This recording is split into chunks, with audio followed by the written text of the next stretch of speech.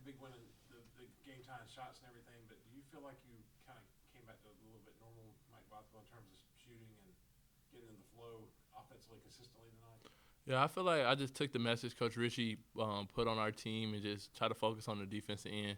And when you have a singular focus like that, it kind of just lets you just play basketball. We've been disappointed how we've been playing defense lately, especially on Tuesday night.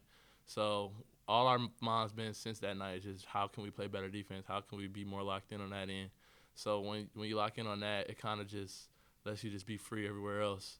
And Resets you offensively. it relaxes you because you just put your focus on getting stops, and then you know that everything else will come to you. Like we always work on offense. You work on that as from when you're a kid, so it's kind of natural. But when you really buy in on the toughness part of the game and the gritty part of the game, it kind of like it energizes you and makes everything just flow, kind of. I think in the second half, I think you guys got a breakout, or I think a 3-pointer, and went up by 9, and they took a timeout, and then they managed to slow the game down. But you guys actually adapted to win in a different ways than maybe on previous to this. Just talk about the offensive efficiency when it was just a half court game and possession per possession, and how comfortable you were with playing that style. Yeah, Coach Ritchie kept the game plan really simple tonight. We didn't really run too much complicated things offensively or defensively, and it kind of just gives you free feet to know, like you just working concepts. And we've been working on concepts since we got here in summer, so it's kind of just been playing through natural flow. And yeah, they were playing at a slower tempo, but again, we just had to focus on the stops, and we knew that we could be able to build the lead. If we get the stops, then we can put them in transition defense and something they might not be as comfortable with, especially with our speed and our shooting. So we kind of just focused on getting stops, and we know our best offense is transition. So it's kind of like a double-edged sword. We get that stop, and now we get to play offense the way we like to. So it's like a reward for playing good on defense. Mike, when you're on, do you hear people say, I'm feeling it? When you're having an off night, when you let go of the ball, do you still expect it to go in just like always, or do you sense that this ain't your night? I mean, every good basketball player feels like every shot is going to go in. We all put in so much work, and we've seen the shots go in thousands and thousands of times. So you work on it, and it's for moments like this when the fans are out, the students are here. You just kind of want to perform to the level that you work to. So it's definitely a feel type of thing. If the first shot, I think I missed my first three of the night, but I could tell by the way it came off my hand. Even Coach Ritchie had said something to me, keep shooting, because it was a good shot and it came off right. So that's why I was confident to shoot the next one. And that's the way you got to play. If you lose that confidence in yourself, you're going to go down a dark path. But as long as you keep confidence in yourself, keep believing, keep working, it's just going to be like anything else. So much of your defense is based on deflections, and they didn't really have a whole lot of turnovers tonight. But it seemed like in the second half, especially, you guys really made life difficult in their shots. Mm-hmm. I think they shot about 35% after halftime. Can you speak to that? And even without the deflections, you still have to begin defensively. Yeah, that was a big game point of the game, was just making them take tough shots, contested, try to bait them into tough pull-up jumpers or pull-up threes. And that's kind of what we did in the second half. When a team doesn't like swing it as much, it's going to be hard to get the deflections. But we just try to stay solid. In the first half, we kind of got too close to guys and let them get our hips and get biased or end up drawing a foul. But in the second half, we just try to keep our men in front and not require help.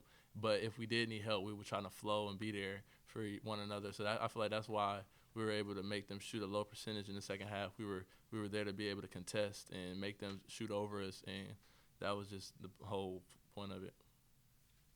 And then, Mike, can you talk about the atmosphere tonight at Timmons and what that does for y'all? Real loud crowd, and they were behind y'all the whole. Yes, sir. We love our students. That's the beautiful thing about Furman. It's not a big school, so it's very personal relationships. I was looking around in the crowd, and I knew probably over 50%, 60% of the people there watching us play. And that's just the beautiful thing about our school. And I really want to thank the fans for coming out, the students especially, because they make us play so much better. And it's so much fun that even during finals week, people were able to take a break and support us. And that just shows so much love and so much what we're trying to build here. And that's just what's going to carry us even for the rest of our games in the non-conference, but especially when we get to conference play. The first game, students back, is going to be at the Well.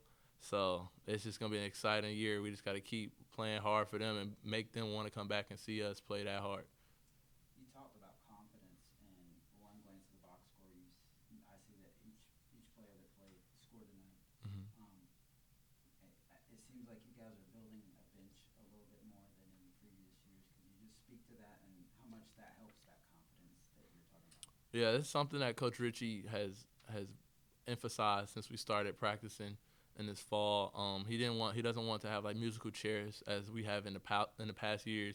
We want to have like a set rotation, and so guys know their roles and can stick to it. And I think that's starting to pay off now. People are knowing what their minutes are going to look like, what it's going to take to stay on the floor, and I feel like that gives guys the freedom to just play their hardest and let what happens come. And Joe has been getting his minutes up recently just because when he comes in, he's going to play as hard as he can. He's going to try to get deflections. He's going to play good defense. And then offense now, you see him cutting loose, and that's just how it goes.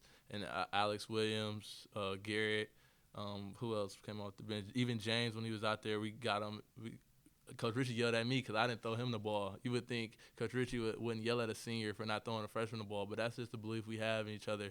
James is a big force down there, so that's how we got to play. We got to share the ball, move the ball, and when people come in, they're gonna be ready to produce. Did Coach mention anything about turnovers at halftime? Because you had a few in the first half, and then I noticed in the second half the only one in the final 16 and a half minutes was that shot clock, but it was really close to going in. Mm-hmm. Was that a focus at halftime? Yeah, at halftime he did talk to us about our turnovers. Every night we try to have 20 assists and 10 turnovers or less, and we ended up reaching that goal tonight. And at halftime we had 7, and he let us know about that. We were just being a little bit too careless with the ball, throwing one away on trying to get in transition, and Slaw missed up one on the fast break. So if we could take care of the ball and get a shot on the rim, it's a good chance something good is going to happen. So it was definitely an emphasis, and we weren't too much worried about it because we knew some of them was kind of accidental, not really common. But when we take care of the ball and get it moving and get assists, that's Furman basketball at its finest right there. Is Appalachian a difficult team to play? Yeah. They're quite a different style, really physical. They sort of clamp down, and they sort of take this.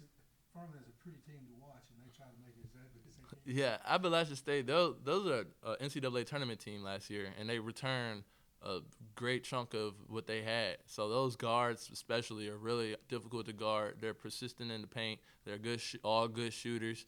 So they're a really good team. And then their bigs, they know their role too. They crack down hard. They box out. They are really physical at the rim. So yeah, Appalachian State's a really good team. We were able to just try to make their guards take tougher ones and try to lower their percentage, but they gave us problems all night, and kudos to them for their squad, and they're going to be really good this year. They shot 22% from three-point in the second half. Yes, sir. Something like that.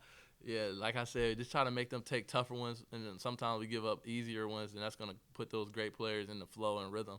But if we have to make them take dribble tough ones in our face, that's kind of throws off their rhythm, kind of throws off their flow. So,